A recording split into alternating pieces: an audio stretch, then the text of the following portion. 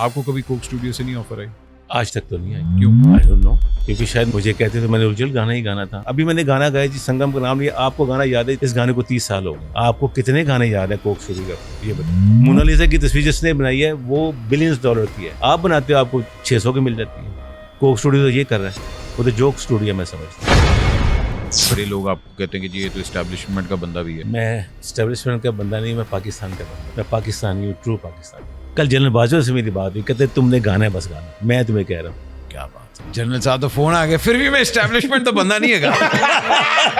अहमद भाई आप बहुत अच्छा काम कर रहे हैं। कम से कम यहाँ पे लोग दिल की बात कर सकते हैं, जो कहीं कट जाती है, कहीं हाँ जी, पे बिल्कुल। लगती नहीं है। तो ये भी मैं समझता हूँ एक जिहाद है जो आप कर रहे हैं, तो ये करना चाहिए। किस हीरोइन के साथ आना चाहेंगे?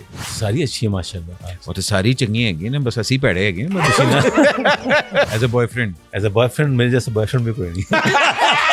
आप अपना गाना एक रैप के साथ कंबाइन करें। हाँ करो ना आप मेरे साथ, मैं करता हूँ। We can do that. Waris but.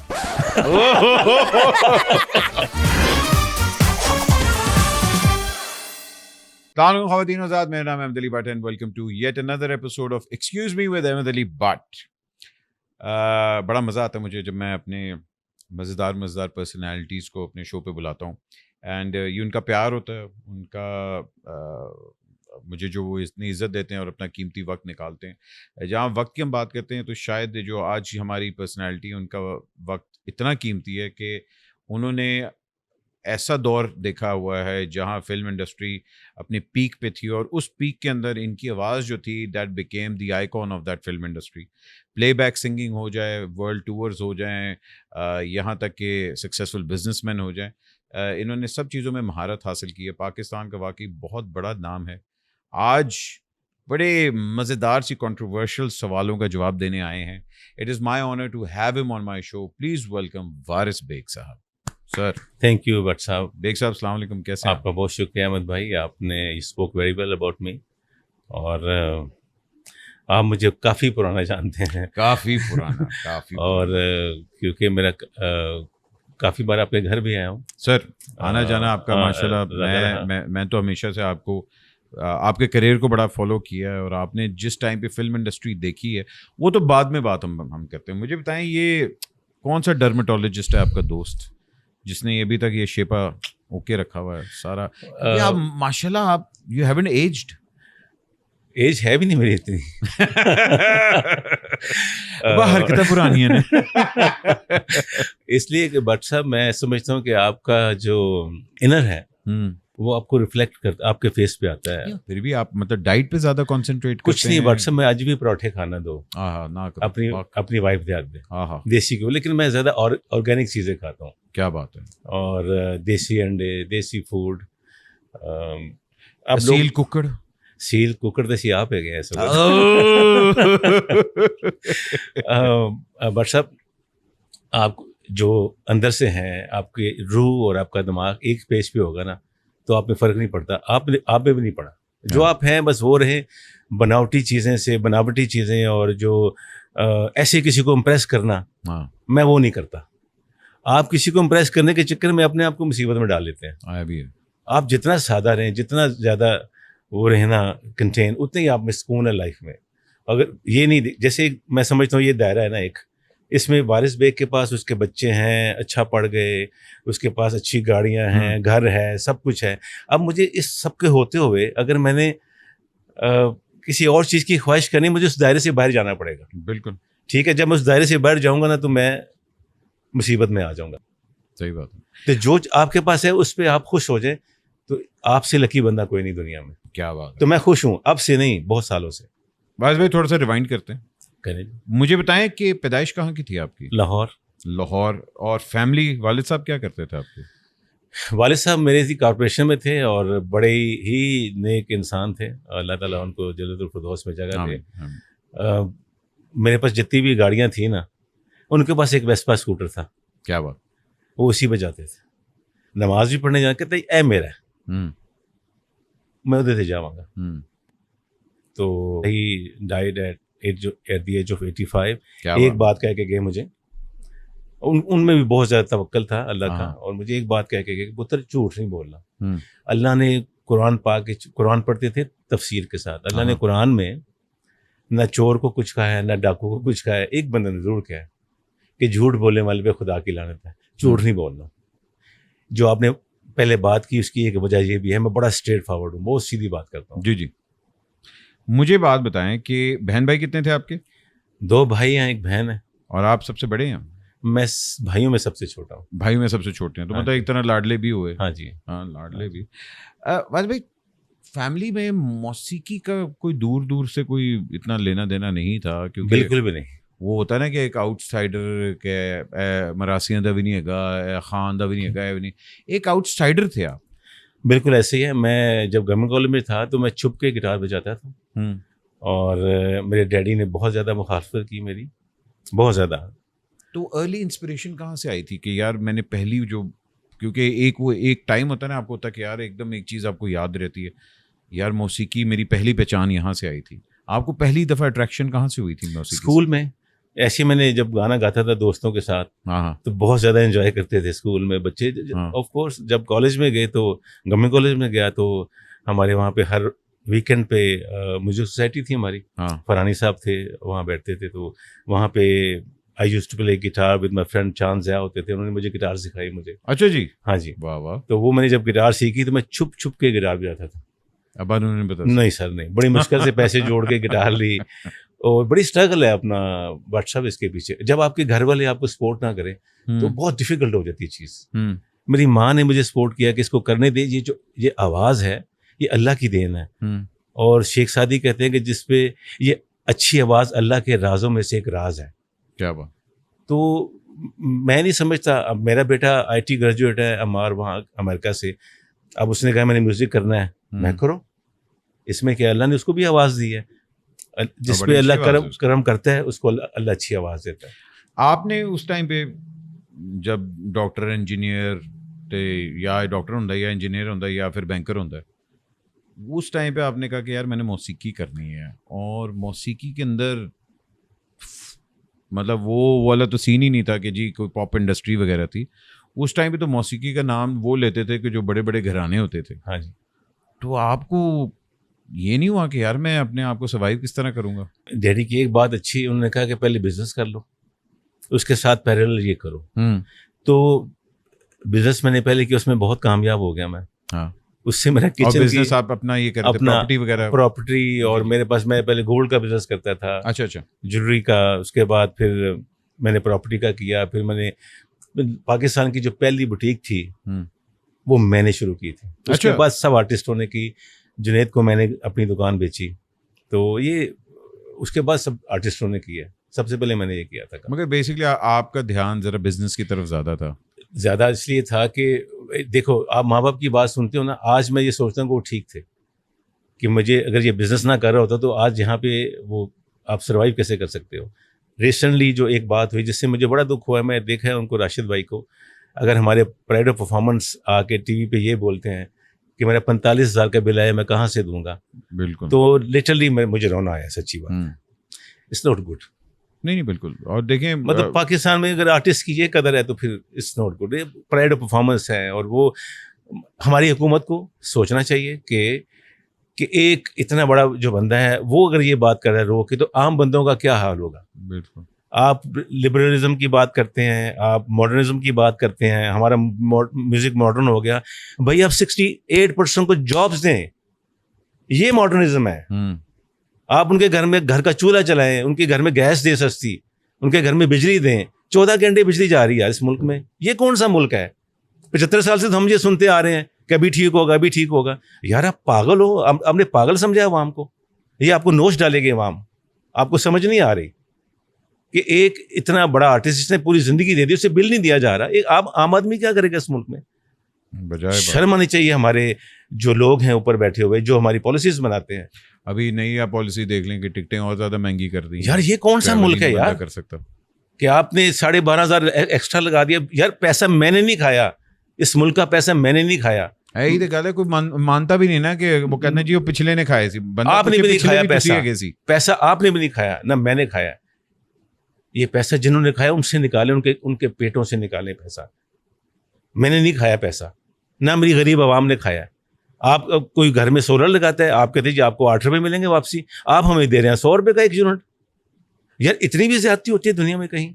आप सोलर लगा नहीं सकते घर में, एक चीज आप हमें 100 की देते हैं, हमसे वापस 8-10 रुपए की ले रहे हैं। यार इतना जुल्म ऐसे ना करो।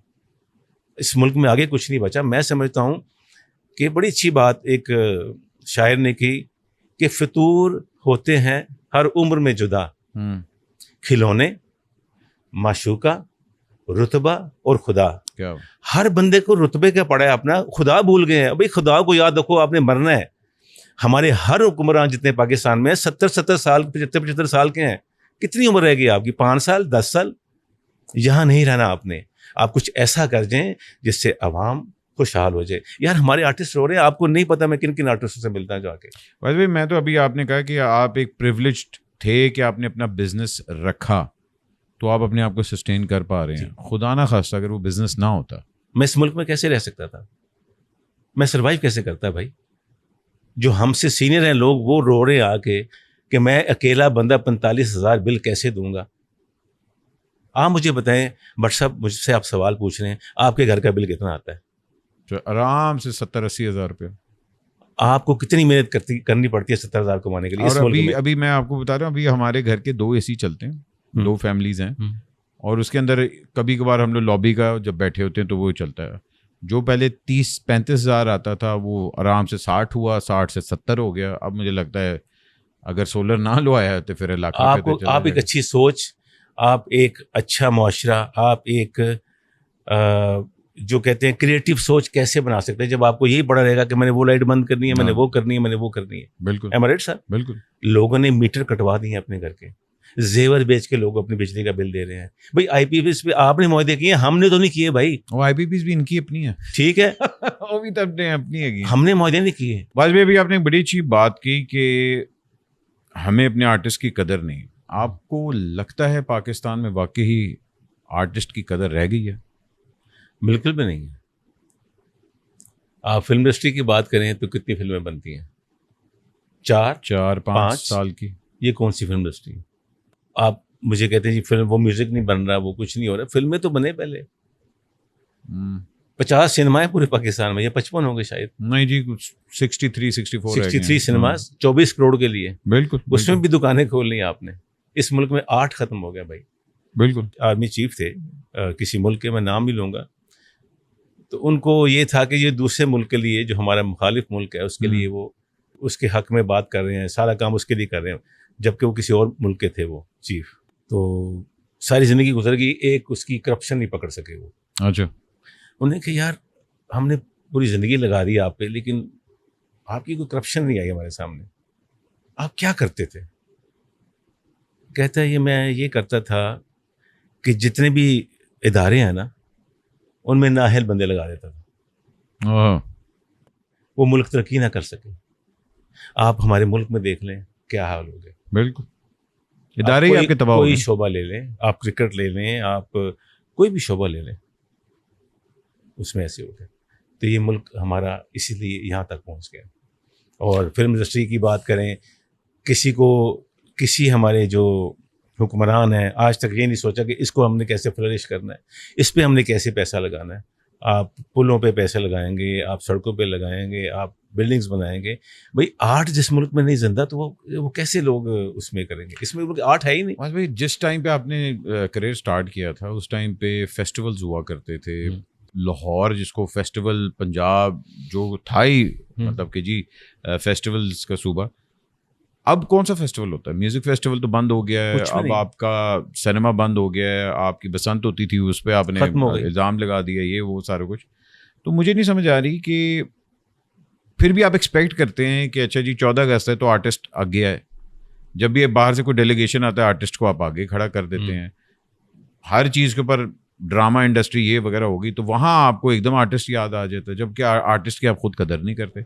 जब आर्टिस्ट फिर बाहर के मुल्क में जाके काम करता है और इंडिया से उसको अप्रिशिएशन मिलती है या कहीं और से मिलती है, तब आपको मतलब खिंच चढ़ती है। जितने भी हमारे आर्टिस्ट इंडिया में गए हैं, अगर ये वहाँ ना जाते तो इनके यहाँ जो पेमेंट थी ना, वही थी 10 लाख 12 लाख। हाँ बिल्कुल बिल्कुल। आप इसे एग्री करते हैं? बजा हम जब दूसरे मुल्क का ठप्पा लगता है मेड इन इंडिया का, तो हम उसकी 10 गुना पे ज़्यादा पेमेंट हो जाती है। बिल्कुल आपके सामने जितने भी आर्टिस्ट हैं, मैं सबको ही जानता हूँ, जिन पे इंडिया का ठप्पा लगा है उनकी पेमेंट अब करोड़ पे है, जो यहाँ पे उसी लेवल के गा रहे हैं उनकी 10 लाख 12 लाख है।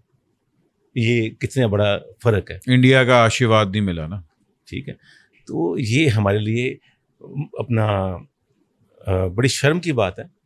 हम दूसरा मुल्क का म्यूज़िक इंपोर्ट करके हम रैप गा रहे हैं। यहाँ किसको रैप समझ आनी है भाई? उसको प्रमोट कर रहे हैं आप। जो अपना ओरिजिनल म्यूज़िक है उसको आप भूल गए हैं। आपने मौला जाट बनाई है भाईजान, जी जी, उसमें अगर आप फवाद खान को धोती ना पिलाते, वो मौला जाट नहीं थे। बिल्कुल बिल्कुल, आपको धोती अपना कल्चर दिखाना पड़ा उसमें। हाँ जी, उसके बगैर आप आगे नहीं जा सकते। आप मॉडर्न करें चीज़ों को, लेकिन अपना कल्चर तो ना भूलें। हाँ आरिफ उलार आज गा रहे हैं तो चिमटा छोड़ देंगे तो आरिफ उलार रहना नहीं है। बिल्कुल। हम पता नहीं क्या यहाँ दिखाना चाहते हैं और किन लोगों को दिखाना चाहते हैं। और देखिए, पंजाबी आप उस तरह कहते हैं कि जी पंजाबी नौकरों की लैंग्वेज है। यहाँ एक बड़ा है, सिंधी बोलता है, ठीक है जी। पख्तून में आपकी आराम से वो अपनी ज़बान बोलते हैं। पंजाबी को हम लोग ना वो कर देते हैं कि जी नौकरों की ज़बान है, और फिर गाना भी पंजाबी च गाना है तुसी, ठीक है ना। हिट भी ज़्यादा वही होना, हिट भी पंजाबी फिल्म होती है, वहाँ उस चीज़ को ओन नहीं करते। हालांकि आप बाहर देख लें, पंजाबी सिनेमा कितना बड़ा सिनेमा है, बहुत बड़ा। दिलजीत दोसांझ को देख लें, आप देख लें, पंजाबी है, अपना कल्चर ओन करता है। बिल्कुल, इस वक्त सबसे महंगा आर्टिस्ट है वो, बिल्कुल पंजाब की वजह से। मुझे बताएं, जिस टाइम पे आपने फिल्म इंडस्ट्री में कदम रखा था, उस टाइम पे मतलब वो होता है, रास्ता दिखाने वाले तो बड़े होते हैं मगर छुरे मारने वाले भी बड़े होते हैं। क्या क्या मुश्किलात आई थी बाकी की यार? बट सब ऑनेस्टली मुझे फिल्म में जाने के लिए कोई मुश्किल नहीं आई। मैं ऐसे ही दोस्तों में जब कॉलेज से निकले तो जीटी होती थी लाहौर में, तो वहाँ बैठ के गिटार पे गाने किशोर के ये वो। हमारे दोस्त थे यामीन मलिक साहब, यासीन मलिक साहब, रेड कार्ड ड्रामा बनाया था जिन्होंने। हाँ, तो उन्होंने वो मुझे कहते यार तू क्यों नहीं गाता यार फिल्मों में ये। मैं कहते थे पंजाबी गाने बनते थे, मैं की गाने, मेरी तो आवाज़ ही बड़ी रोमांटिक है, बड़ी सॉफ्ट गाने गाता हूँ मैं। तो कहते नहीं नहीं नहीं नहीं, अपना सही नूर साहब फिल्म बना रहे हैं संगम। हाँ, तो उनका म्यूज़िक यार बड़ा अच्छा, वो कहते उनको नई नई आवाज़ चाहिए ये वो। तो मैं बिल्कुल ऐसे जैसे आ जाए, आई वॉज वेयरिंग जीन्स और ये वो जोगर शोर पाए, तो मैं चला गया। तो वहाँ बॉबी साहब मिले मुझे और मुझे ऐसे देखा, जी आप गाएंगे? मैं क्या, आपको पता है उस दौर में 96 की बात कर रहा हूँ, 7 में। तो वहाँ पे वो जो हमारे सिंगर थे वो सारे क्लासिकल घरानों से थे, और आप तो आउटसाइडर थे। बिल्कुल आउटसाइडर था। ऐसे बर्गर बच्चा आ गया। हाँ जी बिल्कुल, कॉलेज से नए नए निकले हम। तो ज़मीन पे बिठा के मुझे गाना उन्होंने रिहर्सल करा दिया। मैंने कहा जी गाना टेक कर लें। जब मैंने गाना और ये गाना कौन सा था? ये पहला गाना था मेरा, साथी मेरे। साथी मेरे। हाँ। तो वो कहते हैं उन्हें पूरे बाजे से पूरा बाजा घुमा के, एक होता है ना घबरा पाने में बंदे, घबरा जाएगा बच्चा। मैं घबराया नहीं, मैं जो म्यूजिशियन होता है गिटारिस्ट उसको पता होता है कि क्या कर रहे हैं। तो मैंने कहा जी आप टेक कर लें। तो 15 मिनट के बाद टेक हो गई, मैंने गाना गा दिया 15 मिनट में। वाह वाह। तो सैयद नूर साहब की एंट्री, मुझे उनको पहली बार ही देखा मैंने भी। हमारे फिल्मों उससे पहले मुलाकात नहीं थी? मुलाकात नहीं थी, ताल्लुक नहीं था फिल्मों से। ये सैयद नूर है, ये अमजद बॉबी है, पहली बार देख रहा हूँ उनको। नूर साहब कहते हैं कभी आप उनको प्रोग्राम बुलाइएगा, आपको बताएंगे। कहते वो रेसल हो गई है।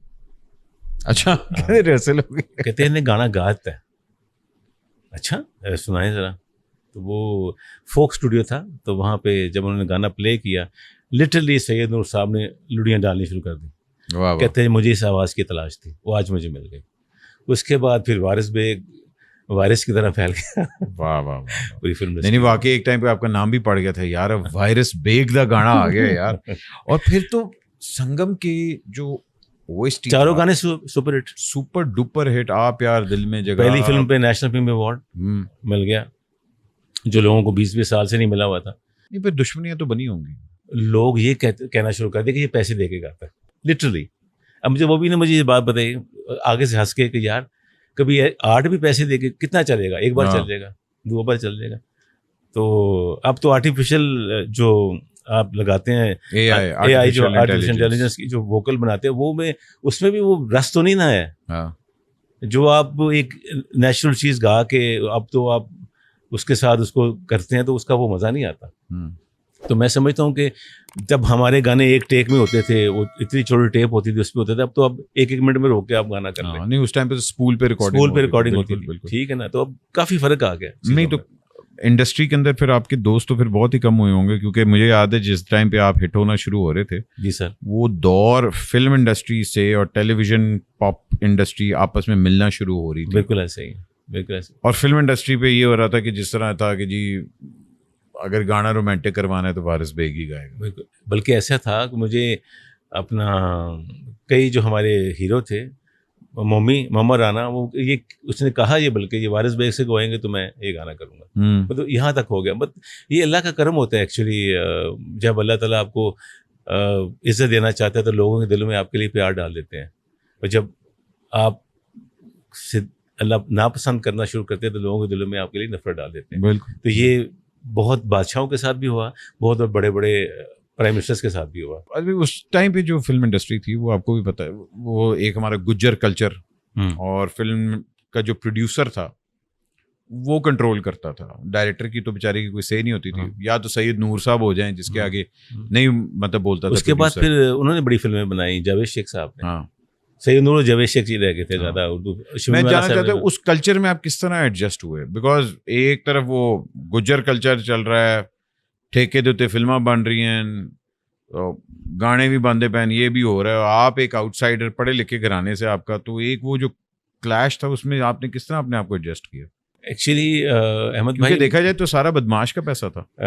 अपना अहमद भाई, मेरी जो फिल्में थी ना वो दो लोग बना रहे थे, जावेद शेख, और वो दो ग्रुप थे एक्चुअली। हाँ जी। जैसे इंडिया में सलमान खान और शाहरुख खान का ग्रुप है, तब ये दो लोग बना रहे थे। तो मेरा मिलने इनसे होता था, मैं जैसे होता ना कि आंखें नीची करके उस कमरे में जाना जहाँ फिल्म की रिहर्सल है, या स्टूडियो में जाना, वहाँ से वापस आ जाना, या कभी मुहूर्त है फिल्म की, कोई ओपनिंग है फिल्म की, तो उस दिन जाता था। तो वहाँ पे सारे गुजर आए होते थे, लेकिन वो फिर मैं ये नहीं होया कि साड़ी फिल्म का गाना ना गाया तो फिर तानू नहीं, अल्लाह का ये शुक्र है मेरे साथ ऐसा नहीं हुआ, ऐसा हुआ ही नहीं बिल्कुल।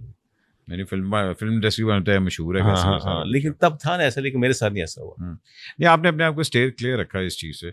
मगर किस पॉइंट पे आपको रियलाइज हुआ कि अच्छा यार ये फिल्म इंडस्ट्री आगे नहीं जा रही? अपना जब ना 2-4 फिल्में फ्लॉप हुई इनकी, हमारे जो जावेद शेख साहब की एक फिल्म फ्लॉप हुई, रीमा ने काम डाला उसमें एक फिल्म की, वो भी इतनी नहीं चली। जब देखें आपका जब प्रोड्यूसर मर जाता है ना, जब वहाँ उसमें पैसा लोग नहीं डालते तो वो चीज़ ख़त्म हो जाती है, वो फिल्म इंडस्ट्री ख़त्म हो जाएगी। तो मुझे ये अंदाज़ा हो गया था कि 2004-05 में, उसके बाद देखिए कोई फिल्म नहीं बनी पाकिस्तान में। उसके बाद फिल्में कराची में बननी शुरू हो गई, गाने भी वहाँ से आने शुरू हो गए। फिर काफ़ी लोग, मुझे वो भी सबकी डेथ हो गई। जी। फिर मज़े की बात बताऊं कि हमारे जो थे ना अपना म्यूज़िक डायरेक्टर, उनकी पेमेंट इतनी थोड़ी थी अहमद भाई कि वो बेचारे सर्वाइव नहीं कर सकते थे।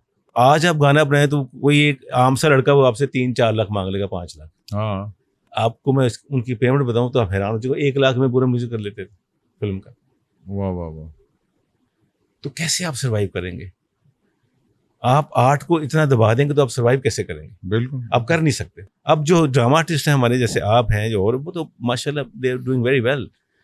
फिल्म इंडस्ट्री में ऐसा नहीं था, ड्रामा तो अब बहुत ज़्यादा आगे। मगर बड़े लोगों ने उस टाइम पे जंप भी की थी। अब एक टाइम पे इब्रार और जवाद, ये जंग चल रही थी, हाल भी चलती पई है मगर उस टाइम जंग तो ये चल रही थी ना कि वो उनके एनजीओस के वो जो थे उसके बाद जंग चल रही थी। नहीं, मगर जब इब्रार आया और एकदम जवाद आया और ये दो आइकॉन्स ने पॉप इंडस्ट्री और को हिला के रखा, और ये मगर उस टाइम पे आप फिल्म इंडस्ट्री को ऊपर ही कंट्रोल कर रहे थे। ठीक है, अल्लाह का ये शुक्र है मैं उधर ही रहा ज़्यादा। हाँ, मगर आपने क्यों नहीं मतलब पॉप की तरफ आए, मतलब कमर्शियल में मैंने शोज बहुत किए हैं। नहीं, शोज तो है, मगर आपने कभी अपनी एल्बम नहीं निकाली उस तरह कि यार अच्छा मेरी एक सोलो एल्बम आएगी और कुछ इस तरह होगा, मैं भी म्यूजिक वीडियोस बनाऊं? एक्चुअली आपको शायद पता नहीं, जितने मोस्टली गाने मेरी एल्बम से फिल्म में गए हैं। कल शब देखा मेरी एल्बम का गाना था। अच्छा जी, वो देखे ना, वहां तो नोटिस ही नहीं हुआ। क्या वहाँ नोटिस नहीं हुआ था? एक एल्बम का गाना फिल्म में उन्होंने बाद में लिया।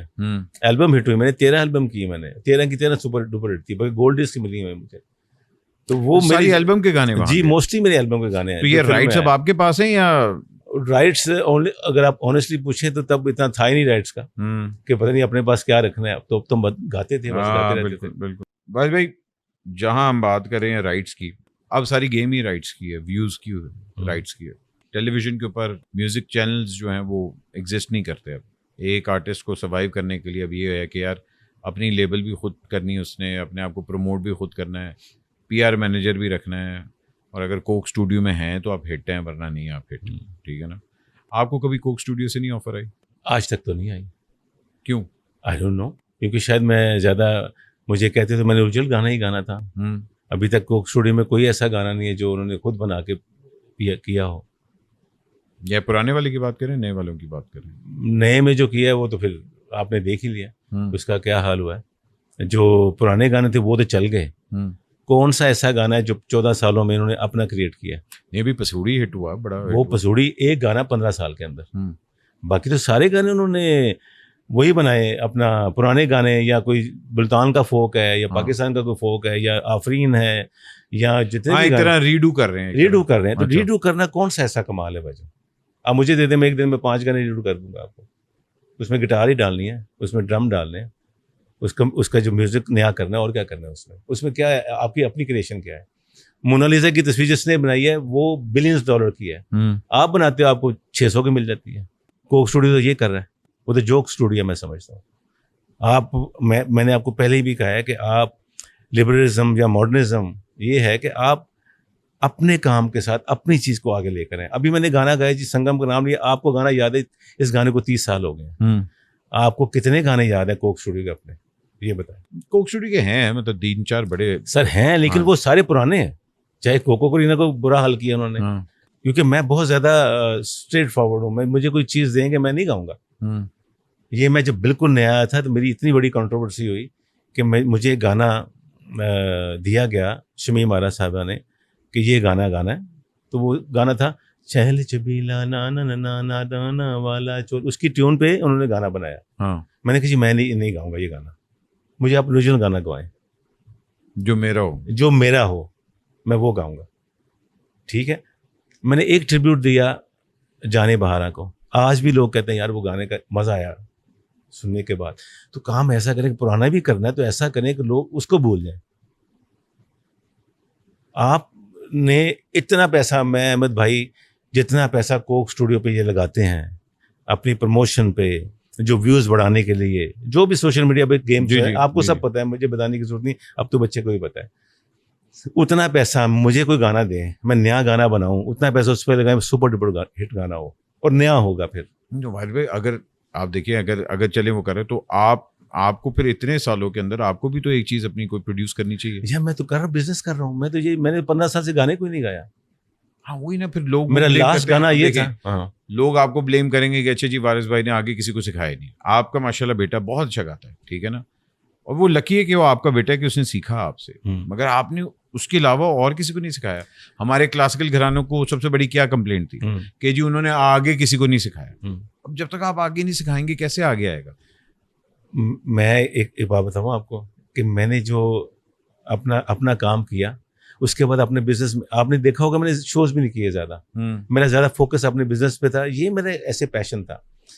और अगर आप अमार की बात करें, मैंने उसको कुछ नहीं सिखाया। Is a born artist, born talent है, और जो सीख के आया अमेरिका से सीख के आया। मैंने उसको कुछ नहीं सिखाया, वो अब खुद ही अपने तय कर रहा है। जो अब तो आप देखें ना, आपके पास वो यूट्यूब पे गिटार भी पड़ा है, आपने वहाँ से सीख लिया। आपके पास वोकल की जो हैं सब चीज़ें, वहाँ पे लेसन ले सकते हैं। जिसने सीखना है ना, मैंने तो किसी से सीखा नहीं भाई। ये आपके अंदर वो जब तगोदो होगी, आपके अंदर वो आग होगी, चिंगारी होगी, आप खुद ही सीखोगे। मैं नहीं समझता कि अच्छा इसके लिए अब हमारे अलहमरा में मैंने बहुत बार उनको भी कहा, अपना अल्लाह ताला उनको जन्नत में जगह दे, हुसैन बख्श साहब वहाँ जाते थे पढ़ाने के लिए, सिखाने के लिए। तो वहाँ पे इंस्टीट्यूट बने हैं। मुझे लोगों ने कहा कि आप हमें बताएं, हमें सिखाएं। मैंने कहा मेरे पास तो टाइम ही नहीं है यार, मैं कैसे सिखाऊंगा।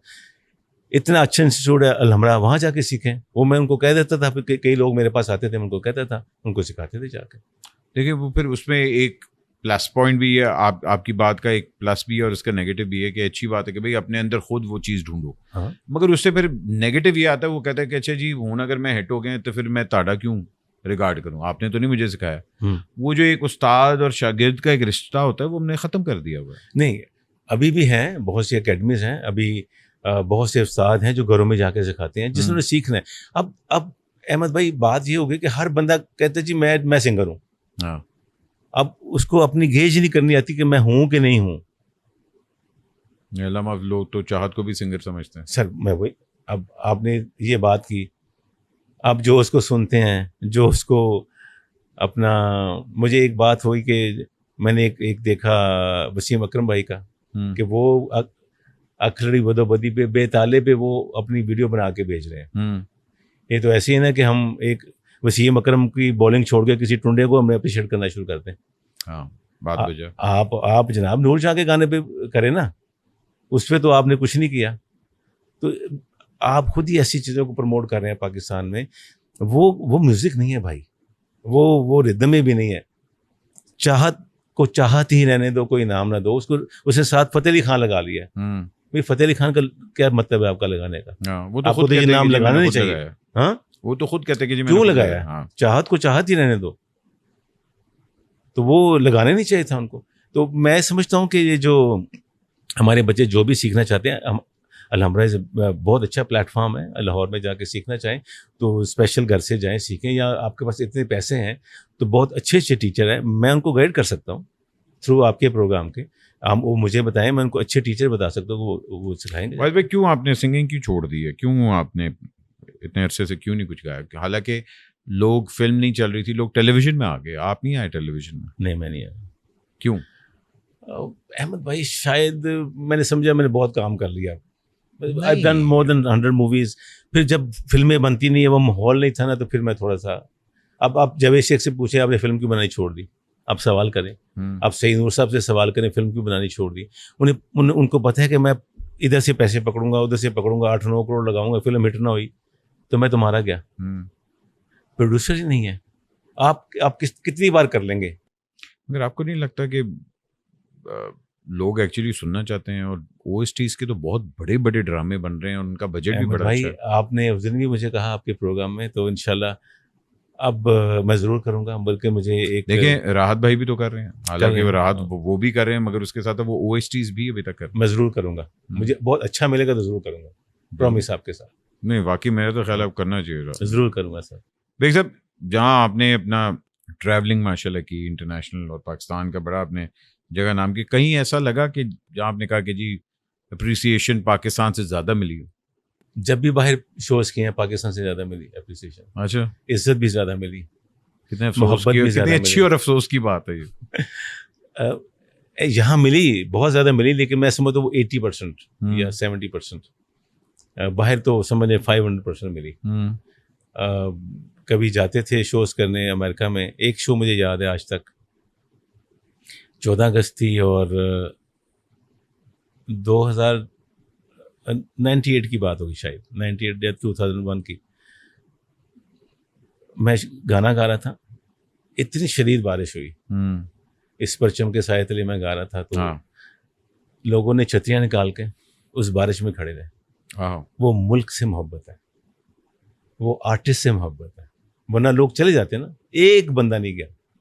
मैं ये सीन आज तक नहीं भूल सका। मैंने बहुत शोज किए हैं लाइफ में, लेकिन ये जो चीज़ है ना मेरे लिए, कि लोग इतना प्यार करते हैं इस मुल्क से, लिटरली लोग रोते भी हैं जो वापस नहीं आ सकते। कुछ बेचारे जैसे कि होते हैं कि वहाँ गए वहीं रह गए।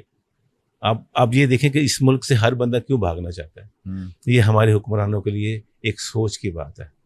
एक बड़ा बिजनेसमैन वो यहाँ रहना नहीं चाहता।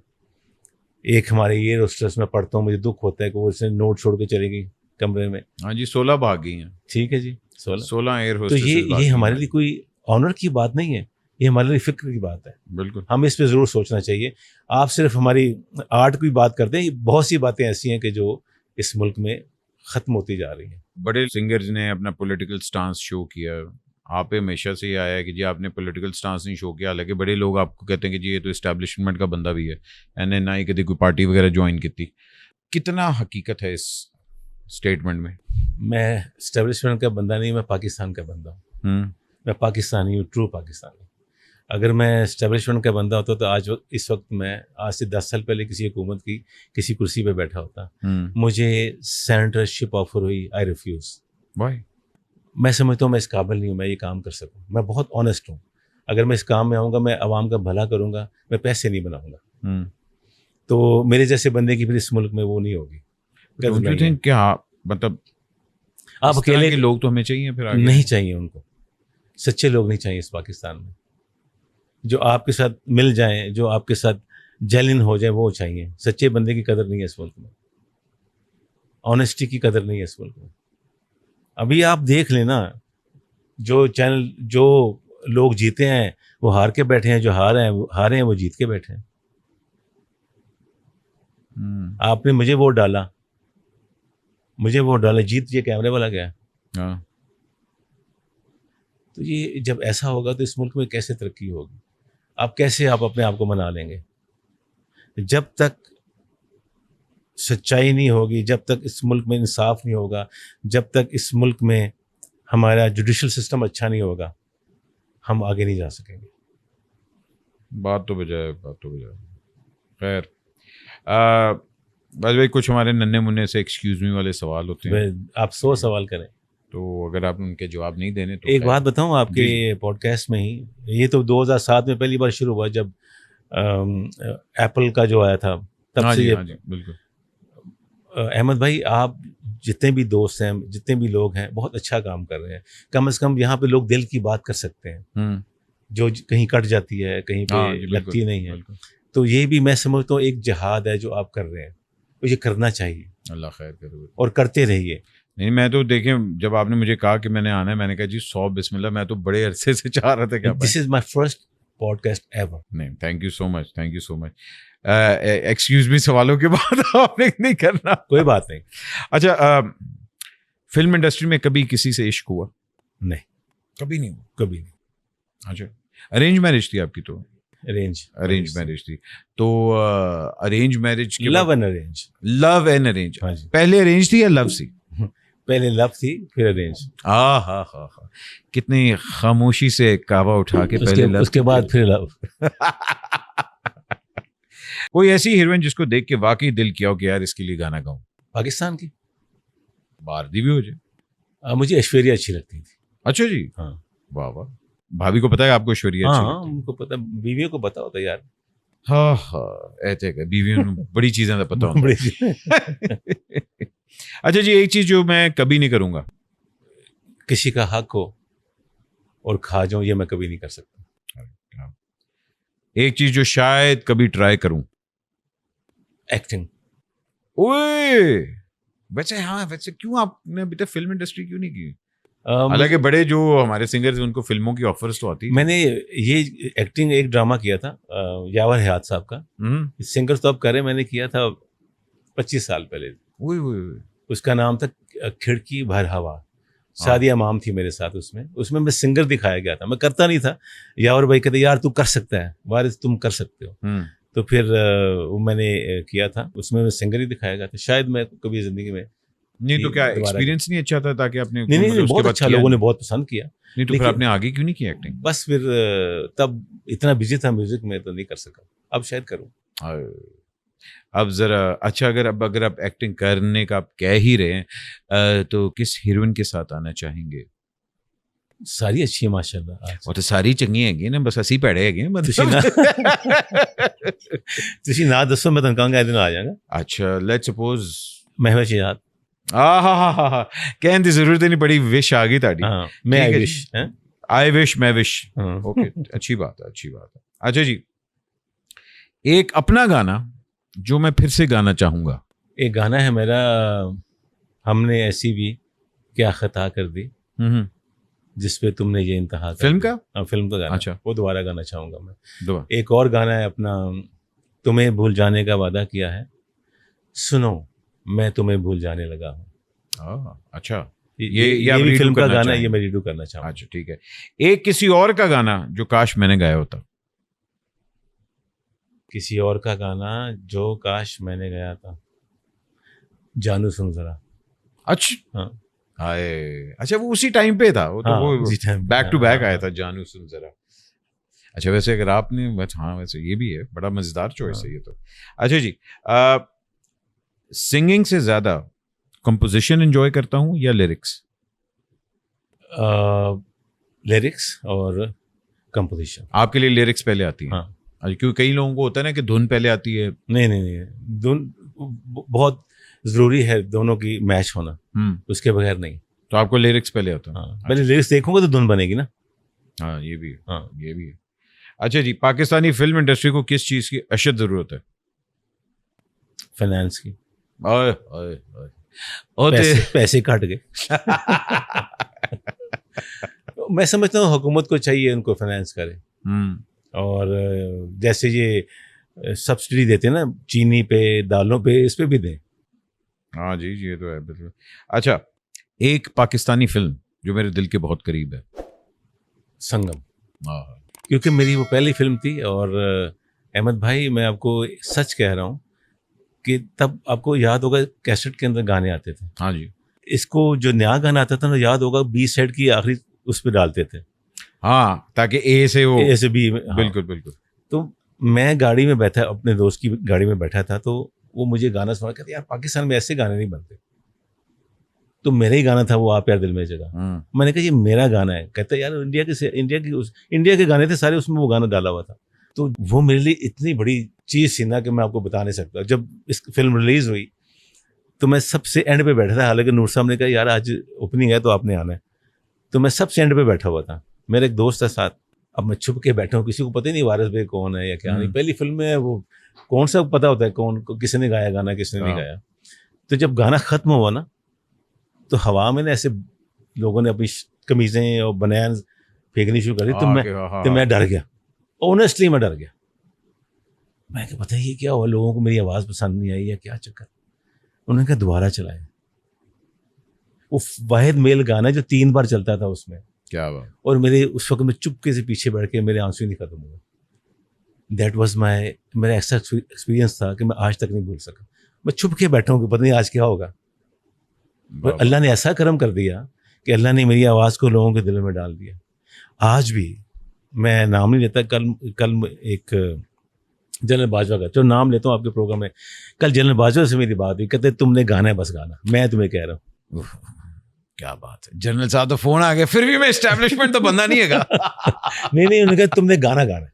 नहीं सही बात है। तो उन्होंने अच्छा यही वाला गाना उन्होंने रिक्वेस्ट किया? नहीं, कहते नया गाने गाओ, तुमने क्यों छोड़ा गाना। हाँ, अगर उनका बंदा होता, उनको पता होता कि मैंने क्यों छोड़ा है। एक चीज जो मैंने बाप बन के सीखी, बच्चों को टाइम दें। ये मैंने सीखा। क्योंकि मैं समझता हूँ कि जितने भी लोग बहुत ज़्यादा पैसा बना लिया, उन्होंने अपनी औलाद को टाइम नहीं दिया। जब उनका आखिरी वक्त आता है उनके पास नहीं होता। ये बात एप्पल के जो स्टीव जॉब ने की थी। उसने वो जो उसके पास थी आखिरी दिनों में, वो जो नर्स थी, उसका अपना रिग्रेट बताऊं। कहता है कि मैंने दुनिया का अमीर 3 बंदा हूँ, लेकिन मैं अपने बच्चों को टाइम नहीं दे सका। तो बच्चों को जरूर टाइम देना चाहिए और उनसे बातें करना चाहिए बैठ के टेबल के ऊपर। वो आपसे सीखते हैं, अंदर उनके बातें जा रही होती हैं आपकी। ये ना सोचने कि अंदर उनके बातें जाएंगी, नहीं, अंदर जा रही होती है। आप उनको टाइम जरूर दें। एक मेरी आदत जो मेरी बेगम को सख्त नापसंद है, वो कहती है आप बहुत ब्लंट हैं, बहुत सीधी बात करते हैं। तुसी झूठ नहीं ना, मतलब मक्खन नहीं लाते ना, मक्खन लाना आंदे ही नहीं सर। वाह वाह वाह वाह। एक भाभी की आदत जो मुझे सख्त नापसंद है, बहुत पोलाइट है, सबके साथ मोहब्बत करती है। मतलब बहुत ज्यादा प्यार वाली है वो। मतलब दिल टूटता है फिर, एक्सपेक्टेशंस हो जाती हैं। ठीक है जी, आपने अपने आप को मार्क्स देने हैं, ठीक है जी, क्योंकि आपने अपनी ज़िंदगी में बड़े डिफरेंट कैरेक्टर्स भी प्ले किए हैं। So as a singer 1 to 10 आप अपने आप को कितने मार्क्स देते हैं? 85, 83। 1 to 10, 1 से 10 तक। अच्छा 1 to 10, अच्छा 1 to 10, 8। 1 to 10, 8 कह लें, 85, 8 कह लें। चले 8 कह दें, ठीक है। As a husband, I am the best husband in the world. ये बात मेरी बीवी से पूछनी चाहिए। नहीं, आपकी शक्ल देख के पता लग रही है। एज अ फादर भी आई कैन से, और ये बच्चों से पूछें, वो कहेंगे। हमेशा एक रस्मी बात होती है, सारे बाप ही अच्छे होते हैं, लेकिन मेरी ये आदत है, चाहे वाइफ हो चाहे बच्चे हों, मैं उनकी जो ख्वाहिश होती है वो कहने से पहले पूरी कर देता हूँ। क्या वो उनको कभी कहना नहीं पड़ा मुझे। अच्छा जी, और आप ये सोचे फिर मैं कितना ख्याल रखता हूँ। हाँ। इसी तरह दोस्तों के लिए मेरे लिए ऐसे ही है। मैं वही कहने लगा, एज अ फ्रेंड मुझे जो जानते हैं, जो वो कहते हैं कि जिसका वारिस बेग दोस्त है उसको किसी दोस्त की ज़रूरत नहीं है। हाय हाय हाय, ये बात चौधरी मोहम्मद सरवर साहब ने कही थी। क्या बात है, क्या बात है। As a boyfriend, as a boyfriend, मेरे जैसा बॉयफ्रेंड भी कोई नहीं। प्यार दिल में, एनीवे ये हम गलत तरफ जा रहे हैं। अच्छा जी, इंडस्ट्री के अंदर मैं कुछ नाम लूंगा, आपने बताना आपके माइंड में कौन सबसे पहले आता है। इंडस्ट्री से भी हो सकते हैं, दोस्त यार भी हो सकते हैं, कोई भी हो सकता है। सबसे पहले रसगुल्ला। हाँ, रसगुल्ला। हाँ, कौन आया माइंड में? आगे माइंड में कोई हीरोइन भी हो सकती है, हीरो भी हो सकता है, कुछ भी हो सकता है। वीना मलिक। अच्छा, ओके।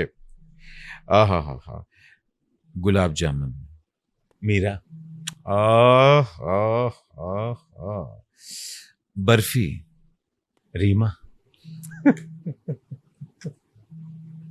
ये किधर जा रहे हैं? बर्फी, रीमा। अच्छा जी, सोन हलवा। सोन हलवा, जावेद शेख। हाँ, वेरी नाइस, वेरी नाइस। चमचम। सैयद नूर। क्या बात है, क्या बात है। तो फिर मैं अपने टेस्ट के हिसाब से बता रहा हूँ। हाँ, जाहिर बात है, तुझे अपने टेस्ट के बनाता है। आपका रसगुल्ला ही फंस गया वो। और ऑफ कोर्स खीर। बहुत मीठी होती है। हाय। एक हमारी फिल्म थी अपना इंडस्ट्री में, सायरा नाम था उनका, क्या नाम था, मैं नाम भूल गया उनका। वो बिल्कुल मुझे खीर टाइप लगती थी। अच्छा, हाँ, मतलब 1-2 फिल्में उन्होंने की थी। हाँ, 1-2 फिल्में। अच्छा, 1-2 फिल्में उन्होंने की थी, ठीक है जी। और रसमलाई। आज के दिन तो मुझे आप ही रसमलाई लग रहे हैं। हाँ, बटमलाई, रसमलाई। और जी सर, एक चीज जो मैं म्यूजिक इंडस्ट्री में अभी चेंज करना चाहूंगा। जो म्यूजिक बनाते हैं ना यंग बच्चे, उनको चेंज कर दें बस। नहीं तो फिर क्यों उन्होंने बुढ़िया ने बिठा दी? नहीं, बुढ़िया नहीं बिठाओ। फिर आप, मैं वही कह रहा हूँ कि आप अपना जो एक रंग है ना मुल्क का, उसमें थोड़ा सा म्यूजिक नया कर दें। अब बिल्कुल ही वो अब रैप शुरू कर दिया बच्चों ने। मैं उन बच्चों की बात कर रहा हूँ। वैसे तो हमारे बच्चे बहुत अच्छे बना रहे हैं म्यूजिक, जिन्होंने बिल्कुल रैप ही शुरू कर दिया, जिसका कोई मकसद नहीं है रैप का। नहीं, रैप में भी शायरी है, मतलब अगर शायरी आप देखें, कौन सी पोएट्री है। क्या पोएट्री? अच्छा आप बताएं, कौन सी आपको रैप याद है, बताएं जरा। मैं भी रैप करता सी ना, मैं भी। इसीलिए आप ये बात कर रहे हैं ना, ऐसे ताड़े मुंह से गल कर रहे हैं। इसलिए तो मैं भी देखिए, रैप के एक आपको जो बच्चा जिसकी आवाज नहीं अच्छी लेट्स मगर वो रिदम में है। अब रैप अगर आप देखा जाए तो जुगलबंदी का ही एक ऑफस्प्रिंग है, ठीक है ना, जुगलबंदी से ही रैप निकला। वो आप कह लें कि म्यूजिक वाली वो आप रैप करके दिखाएं मुझे। हुणे ही। चलो, मैं ना कुछ हुणे कीता, तुसीं नहीं कर सकते। देख अड़िए रैप कौन करदा, तत चुले उत्ते बैके क्यों सड़दा, दुर फिटे मुंह फिर भी नहीं मरदा, फिर रा गया बट पिछे नहीं छड़दा, एक दुनी दो दुनी अक करदा, सोने अपनी चौके तो रैपटा भी वजदा, जा तेरी फोटो नु मैं लाइक नहीं करदा, ए गल बड़ी सच्ची है कि बट नहीं रजदा टा। अच्छी बात है, ये मजा है इसका।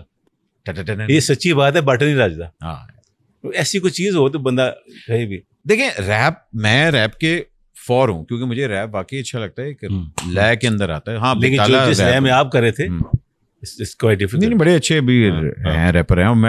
मैं एक्चुअली देखना चाहूंगा कि आप अपना गाना एक रैप के साथ कंबाइन करें। करो ना आप मेरे साथ, मैं करता हूँ। We can do that. Waris but. और आखिरी सवाल मेरा, आपकी लेगेसी क्या है? किस चीज से आप लोग चाहते हैं कि मुझे हमेशा याद रखें? मेरी आवाज से। जब भी मेरी आवाज सुनो, ये जान पहचान कि ये मैं नहीं, तुम। क्या बात है। और ख़वातीन हज़रात, इसके साथ ही मैं एक जुर्रत करने वाला हूँ, मैं हमेशा इनको एक ट्रिब्यूट देना चाहता था।